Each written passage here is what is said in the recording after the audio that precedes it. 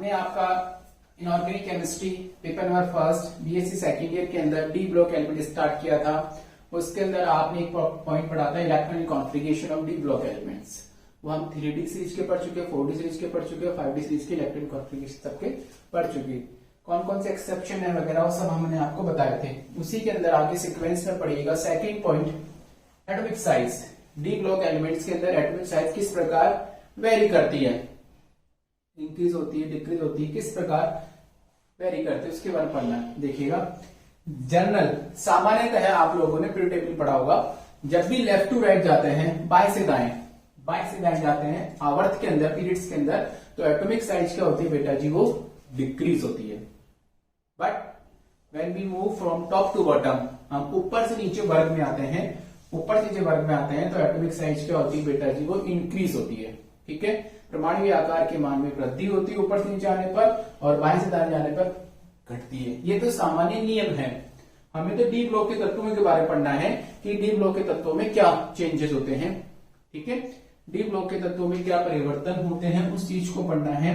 तो D block के तत्वों के अंदर पढ़ेंगे एटॉमिक साइज के बारे में। ठीक है, सामान्यतः एटॉमिक साइज को दो कारक प्रभावित करते हैं।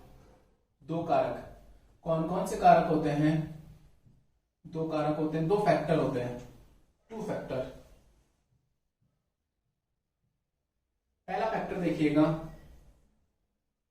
प्रभावी नाभिकीय आवेश। प्रभावी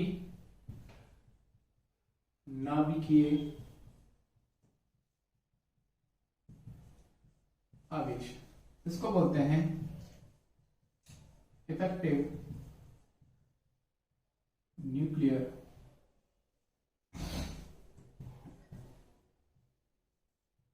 चार्ज। ठीक है बेटा, दूसरा हम बात करेंगे अभी परिरक्षण प्रभाव। परिरक्षण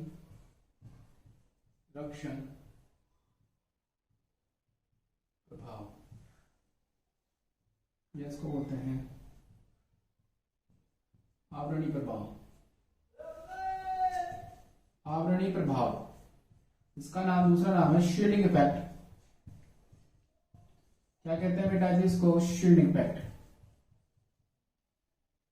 देयर आर टू फैक्टर्स, दो कारक है जो परमाणु आकार को प्रभावित करते हैं। प्रभावी नाभिकीय आवेश, दूसरा में पढ़ा आवरणीय प्रभाव या परिरक्षण प्रभाव। ये क्या होता है?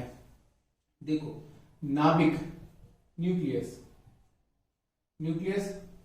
तथा बाह्यतम कोश आउटरमोस्ट सेल, बाह्यतम कोश के इलेक्ट्रॉन, नाभिक तथा बाह्यतम कोश के इलेक्ट्रॉन के मध्य क्या होता है? आकर्षण बल। क्या होता है बेटा जी? आकर्षण बल। नाभिक तथा बाह्यतम कोश के इलेक्ट्रॉन के मध्य आकर्षण बल होता है। उस आकर्षण बल को हम क्या कहते हैं? उस आकर्षण बल को कहा जाता है प्रभावी नाभिकीय आवेश। ठीक है, ये जितना ज्यादा होगा, अट्रैक्शन फोर्स जितना ज्यादा होगा, नाभिक और बाह्यतम कोश के इलेक्ट्रॉन के मध्य आकर्षण बल उतना ज्यादा होगा, प्रभावी नाभिकीय आवेश उतना ही ज्यादा होगा। तो प्रभावी नाभिकीय आवेश बढ़ेगा तो आकार घटेगा। ठीक है बेटा जी, प्रभावी नाभिकीय आवेश अगर बढ़ेगा तो आकार क्या होगा? घटेगा। That is effective nuclear charge, ENC short में बोलते हैं प्रभावी नाभिकीय आवेश, is inversely proportional to atomic size. ठीक है बेटा जी, जितना ज्यादा प्रभावी नाभिकीय आवेश होगा, परमाणु आकार उतना ही कम होगा। ये पहला फैक्टर है। दूसरा फैक्टर हमने लिखा था भी आपके सामने, परिरक्षण प्रभाव, शील्डिंग इफेक्ट। क्या होता है देखिएगा, शील्डिंग इफेक्ट क्या होता है, किसे कहते हैं? परिरक्षण प्रभाव। परिरक्षण का मतलब होता है किसी को ढकना, ढक लेने की प्रवृत्ति को बोलते हैं परिरक्षण। जैसे देखिएगा,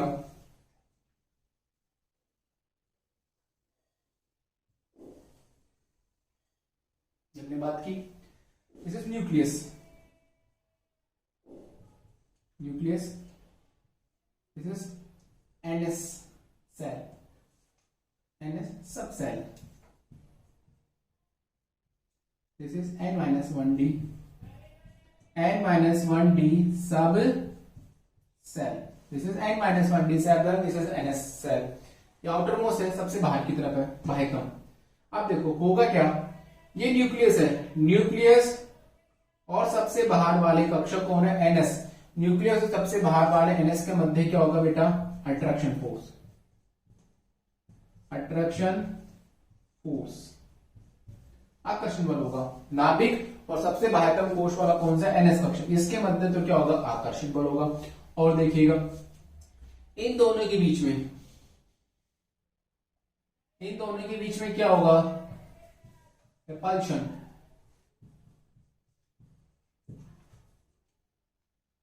रिपल्शन फोर्स, प्रतिकर्षण बल कार्य करेगा। ठीक है, अट्रैक्शन फोर्स होगा तो यहाँ क्या होगा, प्रतिकर्षण होगा। प्रतिकर्षण किसके बीच में होगा, n-1d सब सेल के इलेक्ट्रॉन, ns के सब सेल के इलेक्ट्रॉन के पीछे प्रतिकर्षण होगा। अब बात करते हैं परिरक्षण प्रभाव किसे कहते हैं। संक्रमण श्रेणी में अंतिम इलेक्ट्रॉन कौन से कक्ष में प्रवेश करता है, डी कक्षक में, n-1d में प्रवेश करता है। शुरुआत में जैसे स्कैंडियम की बात करते हैं तो शुरुआत में डी में कितने इलेक्ट्रॉन होते हैं, एक।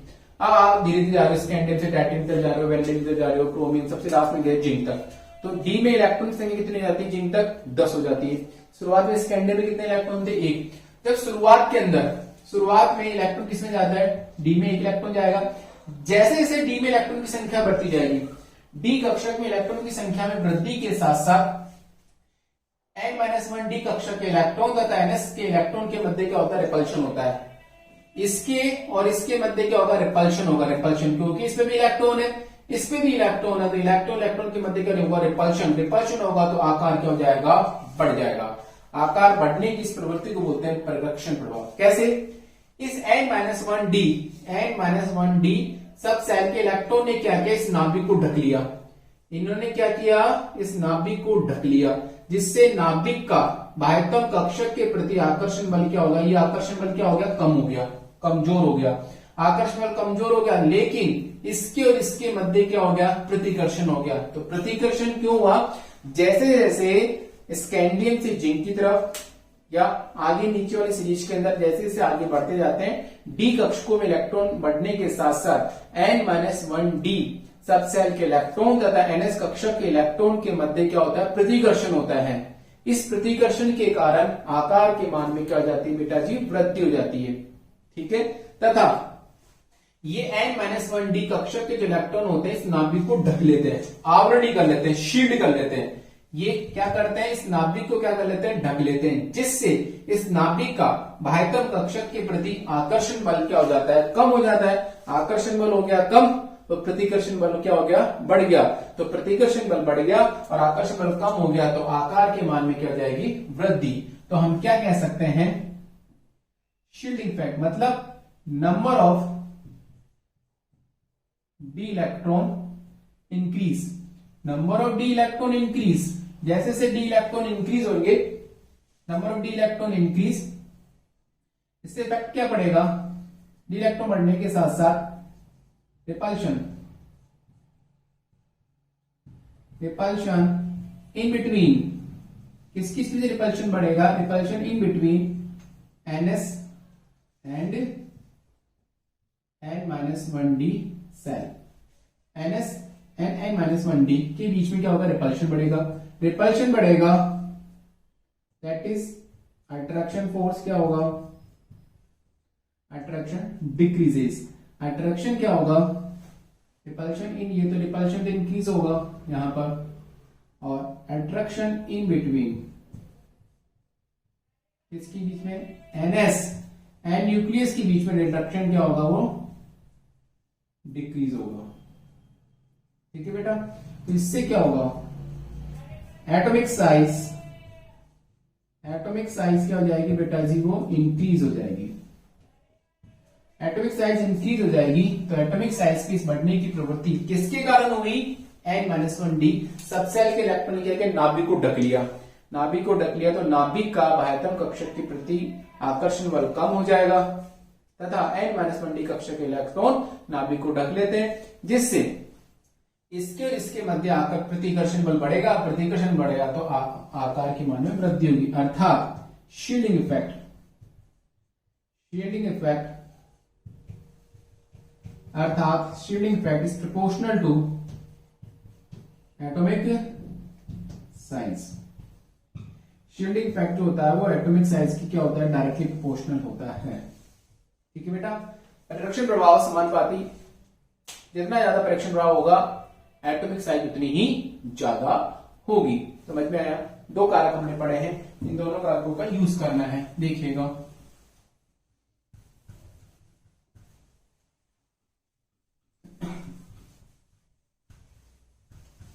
तो हम क्या चीज लिख सकते हैं, हम क्या ये लिख सकते हैं, अतः ये एटॉमिक साइज परमाणु आकार समानुपाती तो किसके होगा बेटा, इफेक्टिव न्यूक्लियर चार्ज के, और विद समानुपाती तो होगा किसके, शील्डिंग इफेक्ट के, शील्डिंग इफेक्ट। और इनवर्सली प्रोपोर्शनल किसके होगा बताइए बेटा जी, इफेक्टिव न्यूक्लियर चार्ज के।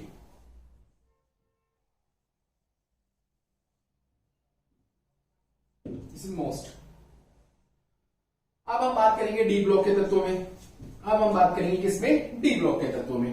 देखिएगा ये जो लेसन है इसको हम अधिकतर क्वेश्चन के रूप में पढ़ेंगे, क्योंकि आपके एग्जाम में जो क्वेश्चन आता है वो रीजनिंग बेस्ड क्वेश्चन आता है, क्यों कैसे क्या।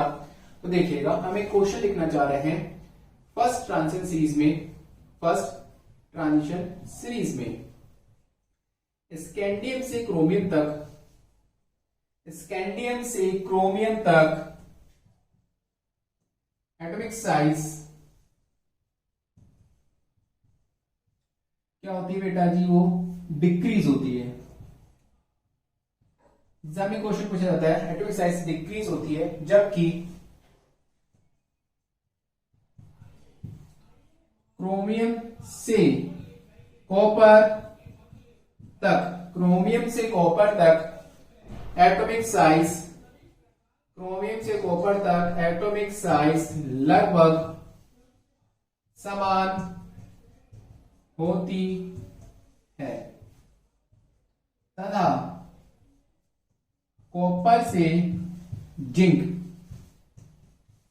तक एटॉमिक साइज में वृद्धि होती है, एटॉमिक साइज में वृद्धि होती है। क्यों? इस क्वेश्चन का आंसर देना, परीक्षा में ऐसे क्वेश्चन आते हैं, रीजनिंग बेस्ड क्वेश्चन आते हैं। स्कैंडियम से क्रोमियम एटॉमिक साइज डिक्रीज होती है, क्रोमियम टू कॉपर तक लगभग सेम रहती है, और कॉपर जिंक तक एटॉमिक साइज में वृद्धि होती है। ऐसा क्यों? देखिएगा बेटा जी, पहले कुछ हम डाटा लिखना चाह रहे हैं। Scandium, titanium, vanadium, chromium, manganese, iron, cobalt, now nickel, now copper and now zinc. देखिएगा इनकी size 1.44 angstrom, 1.32 angstrom, 1.22 angstrom, 1.77 angstrom, 1.17 angstrom, 1.17 angstrom, 1.16 angstrom, 1.17 angstrom तथा 1.17 एंगस्ट्रॉम, और नाउ 1.25 एंगस्ट्रॉम। देखिएगा स्कैंडियम टू क्रोमियम डिक्रीज हो रही है, क्रोमियम से copper तक लगभग बराबर है, ठीक है, और कॉपर के बाद वापस क्या हो रही है बेटा जी, इंक्रीज हो रही है। स्कैंडियम से क्रोमियम तक क्या चीज डिक्रीज हो रही है, एटॉमिक साइज क्या हो रही है बेटा जी, डिक्रीज। ठीक है, यहां पर नियरली इक्वल है, सेम है, और यहां पर एटॉमिक साइज क्या हो रही है, यहां से एटॉमिक साइज क्या हो रही है बेटा जी, वो इंक्रीज हो रही है। ऐसा क्यों? ये क्वेश्चन आता है एग्जाम में, ऐसा क्यों? यहां पर लगभग सेम होता है, ऐसा क्यों होता है? तो सुनिएगा, आंसर सुनिएगा, क्या आंसर होगा इसका।